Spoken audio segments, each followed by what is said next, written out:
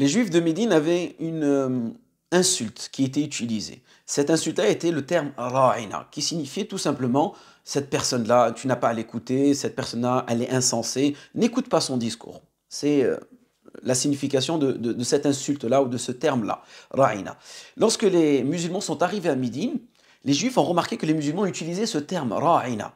Ra'ina qui veut dire, dans notre discours à nous, religieux et linguistique, qui est tout simplement écoute ce que je viens de te dire, sois attentif, c'est important, écoute-moi.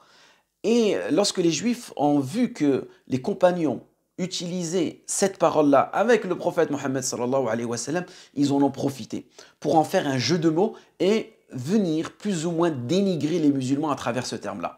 Et Sa'd ibn Mu'adh, qui faisait partie des gens de Haus, des gens de Médine, Fatina li hadal amr, il a compris. Il a compris que les Juifs utilisaient cette illusion, ce jeu de mots dans le but de dénigrer les musulmans. Et il allait les voir. Il leur a dit, arrêtez d'utiliser ce terme-là, car je connais votre intention. Et c'est à ce moment-là qu'Allah subhanahu wa ta'ala a révélé ce verset. Ya ayyuhalladhina amanu la taqulu ra'ina wa qulu ndurna wasma'u walil kafirin adabun alim. Oh vous les croyants, n'utilisez plus ce terme ra'ina, mais utilisez le terme ndurna. Et là regardez, on voit ici tout simplement une méthodologie que Allah subhanahu wa ta'ala a mis en place. Que le musulman, il doit s'éloigner de tous les termes qui sont équivoques.